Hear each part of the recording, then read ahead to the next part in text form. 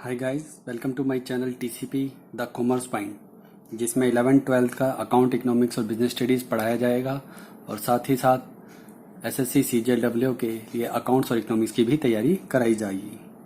ठीक है guys, last classes में हमने अकाउंटिंग इक्वेशन पढ़ा था चैप्टर। अब हम उसके कुछ एमसीक्यूज लगाएंगे ताकि उससे हमें आइडिया लग जाए कि हमें कितना वो चैप्टर आता है और कितना हमें समझ में आया है। ठीक है गाइस, टाइम खराब ना करते हुए हम पहले क्वेश्चन पे आते हैं। और ये खासकर ये क्वेश्चन जो एसएससी सीजीएलडब्ल्यू वाले स्टूडेंट्स हैं उनके लिए बहुत इंपॉर्टेंट हैं।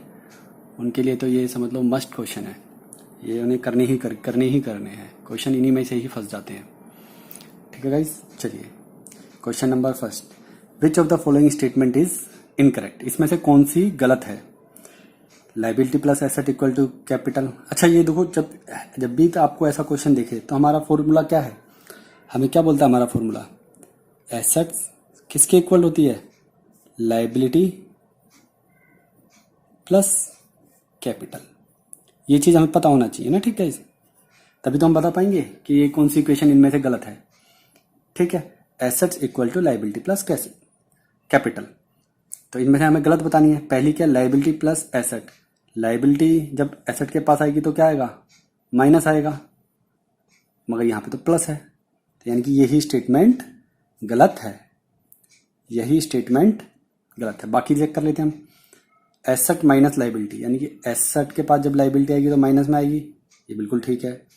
Liability plus capital equal to asset, ये तो होती है हमारी इक्वेशन।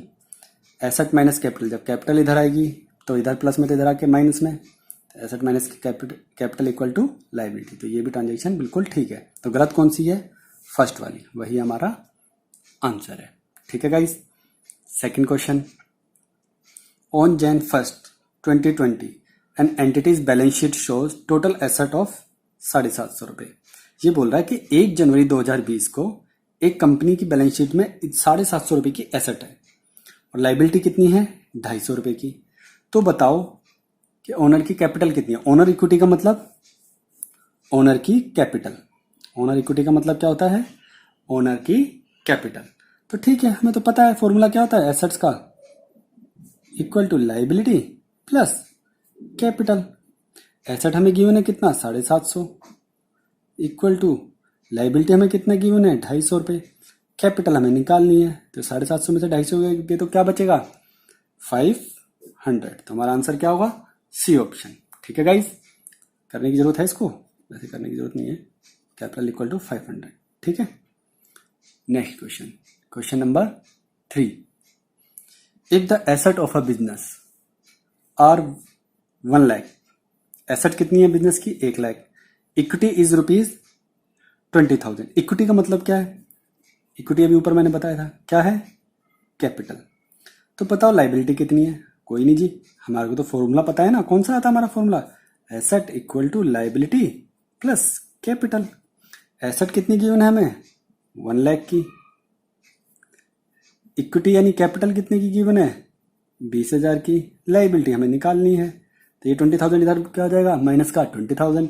1 लाख में से 20,000 किया तो कितना बचा? 80,000। तो लाइबिलिटी कितने की है गाइस? 80,000 की। तो लाइबिलिटीज पे टिक लगाओ, 80,000। ठीक है गाइस, अब नेक्स्ट क्वेश्चन, क्वेश्चन नंबर 4। ठीक है गाइस, पढ़ो question number 4। The accounting equation should remain in balance because every transaction affect how many accounts. तो कितने अकाउंट? भाई अकाउंटिंग इक्वेशन क्या बोलती है कि भाई एक ट्रांजेक्शन का इफेक्ट 2 या 2 से ज्यादा अकाउंट्स के ऊपर पड़ता है। यही तो हमने सीखा था कि भाई कई बार क्या होता था, कैश बढ़ता था, क्रेडिटर बढ़ जाते थे। कई बार कैश घटता था तो क्रेडिटर घट जाते थे। ऐसा होता है ना कि एक साइड से एसेट बढ़ गई, लाइबिलिटी बढ़ गई। मगर कई बार क्या होता है कि हमने सेल क्या करा, माल बेचा हमने जिसकी कॉस्ट कितनी थी, मान लो सेल करा 700 रुपये का, जिसकी कॉस्ट थी 500 रुपये की। तो देखो क्या होगा, स्टॉक 500 रुपये से कम हो जाएगा, डेटर 700 रुपये से बढ़ जाएंगे, प्रॉफिट 200 रुपये का हो जाएगा। यानी यहाँ पे 3 जगह इफेक्ट पड़ा, यहाँ पर 3 जगह इफेक्ट पड़ा। तो अकाउंट यानी कि हमारा कहाँ क्या बोलता है? Accounting equation. अकाउंटिंग इक्वेशन हमारी क्या बोलती है कि एक बारी में 2 या 2 से ज्यादा अकाउंट इफेक्ट हो सकते हैं। 2 तो होते ही होते हैं डियर। अकाउंटिंग इक्वेशन का मतलब क्या है हर ट्रांजेक्शन का इफेक्ट दो जगह तो होगा ही होगा, मगर दो से ज्यादा भी होता है ना। हमने सीखा था, जैसे हमने सीखा था सेल कितने की करी, 700 रुपए की, जिसकी कॉस्ट कितनी थी, 500 रुपए। किस पे बेचा था हमने, ऑन क्रेडिट, मान लो उधार पे बेचा था। तो क्या क्या होगा, सबसे पहले देखो जब उधार पे बेचा तो डेटर्स बढ़ेंगे, ठीक है। डेटर कितने के हो जाएंगे, 700 रुपए के हो जाएंगे। कॉस्ट यानी स्टॉक हमारा कितने से कम हो जाएगा, डेटर बढ़ जाएंगे। स्टॉक कितने से कम हो जाएगा हमारा, माल चला गया भाई 500 रुपए का, ठीक है। और देखो 700 में से 500 यानी 500 का माल 700 में बेचा तो 200 रुपए का क्या हो गया, प्रॉफिट। तो इससे क्या होता था, कैपिटल 200 रुपए से बढ़ जाती थी। तो यानी देखो दो से ज्यादा अकाउंट इफेक्ट हो रहे हैं ना इस बार कितने इफेक्ट हो रहे हैं अकाउंट, दो से ज्यादा, ठीक है। मगर यहाँ पे अकाउंट्स की बात हुई है, किसकी बात हुई है, अकाउंट्स की, ये ध्यान रखना।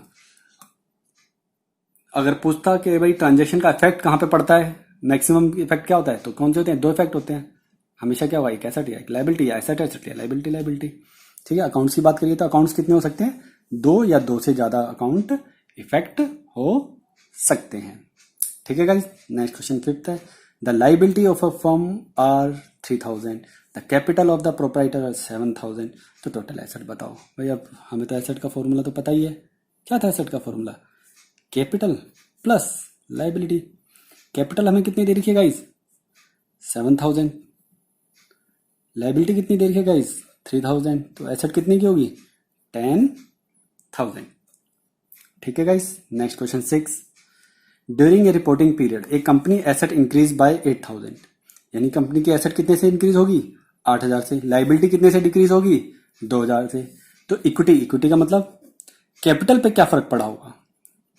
अब गाइस यहाँ पे सोचना है, देखो हमें ये क्या सोचना है, देखो एसेट्स क्या बोलता है हमारा, कैपिटल प्लस लायबिलिटी, ये होता है, ठीक है। एक हम रफ कोई फिगर मान लेते हैं, कोई भी फिगर मान लेते हैं, मान लो 10,000 मान लो, 10,000 मान लो, ठीक है।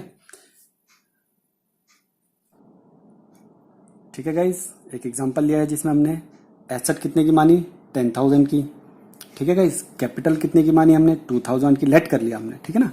और लायबिलिटी कितने की मानी, अदर लायबिलिटीज 8,000 की। देखो टोटल एसेट 10,000, टोटल लायबिलिटी 10,000, यानी कि हमारी बराबर है, ठीक है।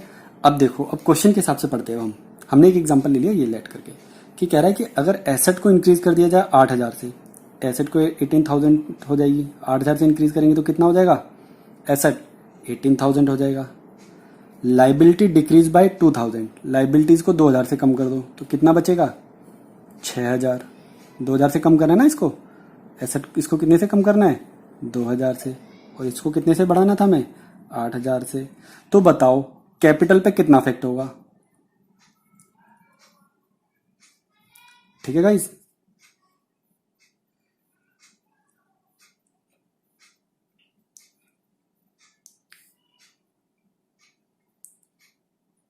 ठीक है गाइस, तो देखिए बताइए कितना फर्क पड़ेगा, यहाँ पे 18,000 है और यहाँ पे 6,000 है, टोटल यहाँ पे कितना आएगा, 12,000, ठीक है। तो यानी कैपिटल में कितना इंक्रीज हुआ, कैपिटल में कितना इंक्रीज हुआ गाइस, 10,000 का। कितने का इंक्रीज हुआ, 10,000 का। तो आंसर क्या होगा हमारा, बी, इंक्रीज बाय 10,000। जो हमारी कैपिटल है कितने से इंक्रीज हो जाएगी, 10,000 से। ये हमने एक एग्जांपल लिए कर लिया, जब भी ऐसा क्वेश्चन कुछ दिखे तो एग्जांपल लो और क्रिएट करो, एक हाइपोथेटिकल एग्जांपल कर लो और उससे पुट करके देख लो वैल्यूज, आंसर अपने आप निकल आएगा। क्योंकि आपको बस इक्वेशन पता होनी चाहिए कि एसेट क्या होती है, कैपिटल प्लस लायबिलिटी की, ठीक है guys. Question number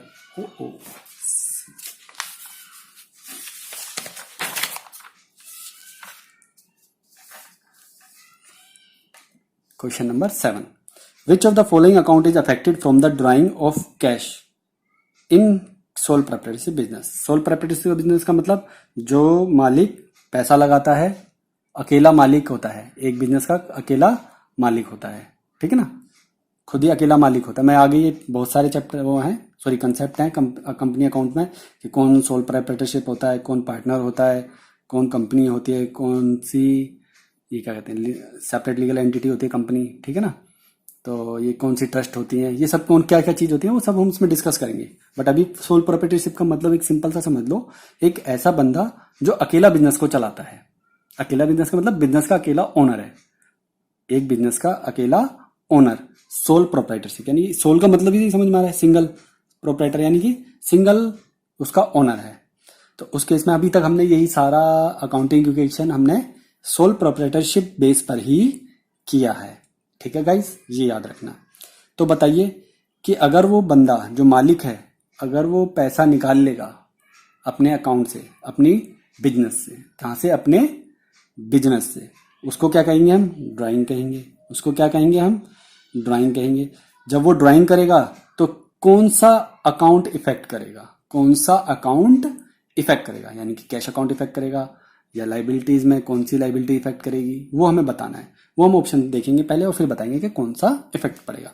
share holder account नहीं, ये तो कंपनी के केसेस में है, ये तो कंपनी के केसेस में, ये तो नहीं है। क्या कैपिटल अकाउंट, हाँ जी, कैपिटल अकाउंट इफेक्ट होगा। जब भी कभी मालिक पैसा निकालता है तो उसकी कैपिटल क्या हो जाती है गाइस, कम हो जाती है। यही तो हमने सीखा था अभी पीछे अकाउंटिंग इक्वेशन में।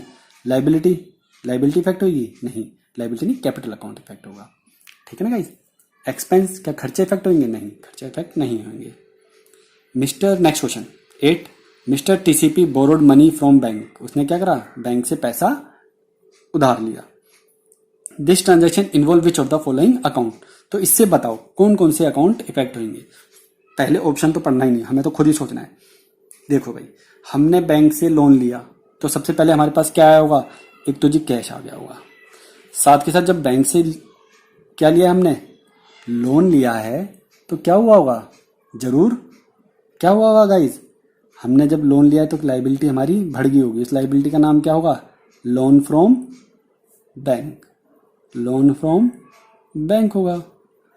ठीक है ना गाइज, उसका नाम क्या होगा, लोन फ्रॉम बैंक। तो कौन कौन से अकाउंट इफेक्ट हुए, एक कैश और एक लोन फ्रॉम बैंक। अब देख लो वो कौन से ऑप्शन में, कौन से में, कैश एंड बैंक लोन, यानी कि ये तो यही है। क्या बैंक और डेटर्स, बैंक तो ये होगा, डेटर्स, डेटर्स कौन से होते हैं, जिसको हम माल उधार पे बेचते हैं, तो ये तो होगा नहीं, ये तो गलत है। क्या ड्राइंग अकाउंट, ड्राइंग अकाउंट कब होता है, जब मालिक पैसा निकालता है, तो ये तो है ही नहीं, इसमें तो बैंक और लोन, बैंक लोन की बात चल रही है। कैश एंड बैंक, क्या कैश एंड बैंक होगा, कैश तो होगा मगर बैंक नहीं हुआ। क्या हमारा इससे, भाई जब हमने बैंक से लोन लेंगे या तो हमें कैश मिलेगा या फिर हमारे खाते में गिरेंगे, और साथ के साथ दूसरा अकाउंट भी तो इफेक्ट होगा ना, दूसरा अकाउंट भी होगा, या तो कैश होगा या बैंक होगा, उसके साथ दूसरा अकाउंट भी तो इफेक्ट होगा, कौन सा, लाइबिलिटी, कौन सा, लाइबिलिटी अकाउंट इफेक्ट होगा। उस लाइबिलिटी अकाउंट का नाम क्या है, लोन फ्रॉम बैंक। ठीक है ना, इसमें क्या है, एक ही ऑप्शन कहलाएगा, कैश एंड बैंक। ठीक है ना, कैश भी हो सकता है, बैंक भी हो सकता है, मगर इसके साथ साथ एक और अकाउंट इफेक्ट होगा, इसके साथ साथ एक और इफेक्ट होगा, वो कौन सा है, लोन फ्रॉम बैंक। तो कौन सा ऑप्शन होगा हमारा, ए ऑप्शन होगा, क्योंकि इसमें बिल्कुल करेक्ट बताया हुआ है। ठीक है गाइस।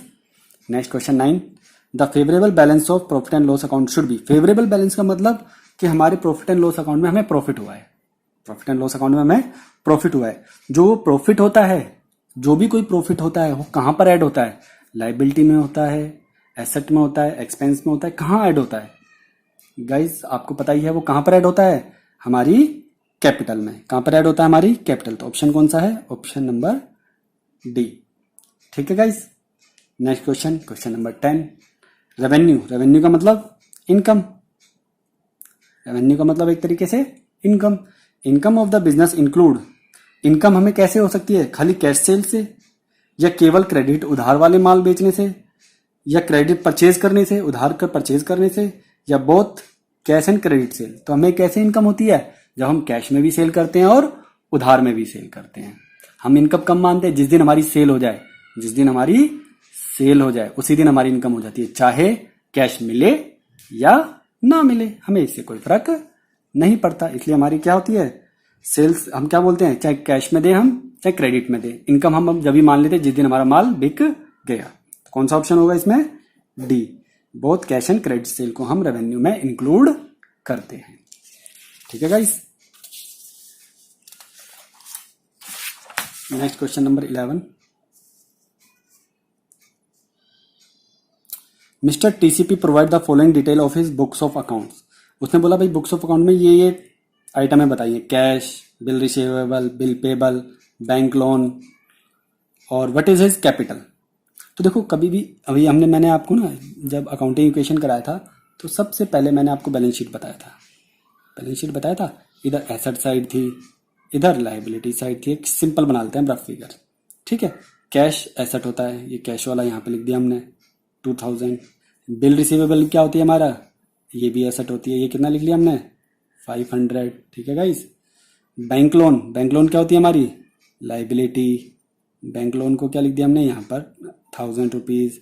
व्हाट इज कैपिटल, अब देखो और तो कोई आइटम है नहीं है, और तो कोई आइटम है नहीं है गाइस। जब और कोई आइटम नहीं है तो यानी क्या होना चाहिए, एसेट साइड की टोटल और लाइबिलिटी साइड का टोटल क्या होना चाहिए, इक्वल होना चाहिए। यहाँ पर कैपिटल होती है, अब कैपिटल हमें पता नहीं है तो क्या हो गया, यहाँ पे कितना हो गया 2500, यहाँ पे कितना 1000, तो यहाँ पे ये जरूर कितना होगा, यहाँ पे भी टोटल कितना होना चाहिए 2500 होना चाहिए, ठीक है गाइस। तो यहाँ पे कितना बचा, कैपिटल कितनी होनी चाहिए 2500 में से 1000 जाएगा तो कितना बचेगा 1500। ओ गॉड, ये क्या हो गया,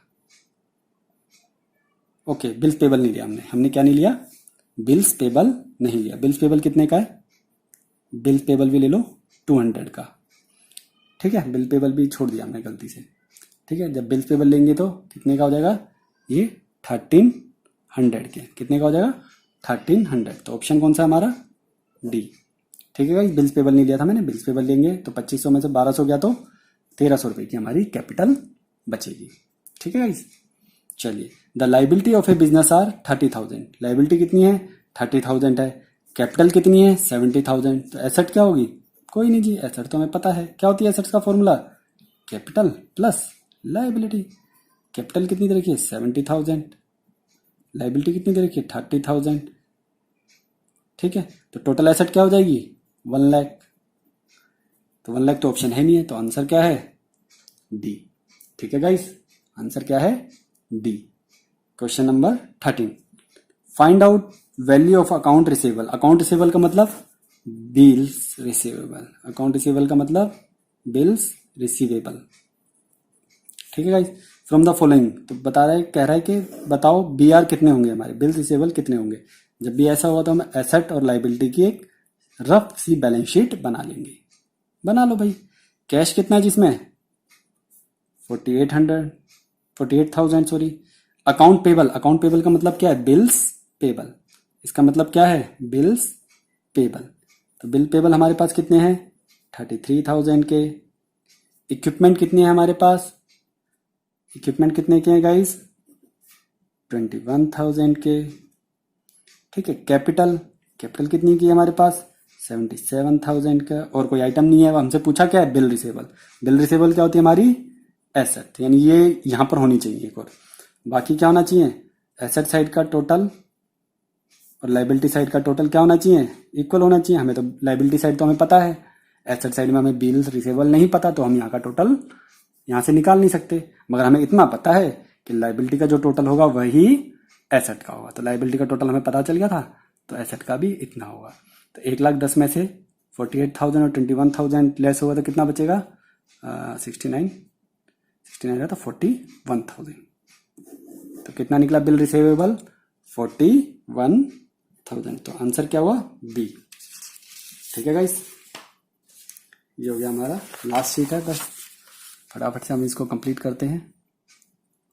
accounting equation is the base of, accounting equation कैसे है, कौन सा कंसेप्ट है अकाउंटिंग इक्वेशन के अंदर डबल एंट्री।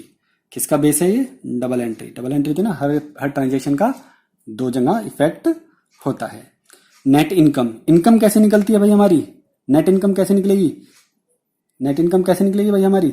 इनकम में से हम क्या माइनस कर देंगे खर्चे माइनस कर देंगे तो क्या निकल आएगी हमारी इनकम निकल आएगी। तो नेट इनकम निकल आएगी। तो नेट इनकम निकालने के लिए क्या करेंगे इनकम में से क्या माइनस करें प्रॉफिट या लॉस या रेवेन्यू, क्या माइनस करेंगे हम एक्सपेंस, क्या माइनस करेंगे हम expenses. Question number 16, patent copyright trademarks ये क्या होते हैं सब, कौन से होते हैं, इनको हम देख सकते हैं कोई नहीं, इनको नहीं देख सकते। तो ये कौन सी एसेट हैं, ये सब हैं तो एसेट्स, ये हैं क्या एसेट्स, मगर कौन सी एसेट्स हैं इंटेंजिबल एसेट जिनको हम देख नहीं सकते, ठीक है guys. Which of the following will cause owners equity increase. Owner equity का मतलब कैपिटल, कि बताओ कि इनमें से कौन सी चीज से ओनर की कैपिटल बढ़ जाएगी। भाई ओनर की कैपिटल कब बढ़ेगी? जब उसको प्रॉफिट होगा, सीधी सी बात है, जब उसको इनकम होगी। तो इनकम इसमें देखो एक्सपेंस होने से तो उसकी कम हो जाएगी, और ड्राइंग कर लेगा तो भी कम हो जाएगी, लॉस होगा तो भी कम हो जाएगी। तो उसको जब रेवेन्यू माने जब उसे इनकम होगी तभी उसकी कैपिटल इंक्रीज होएगी।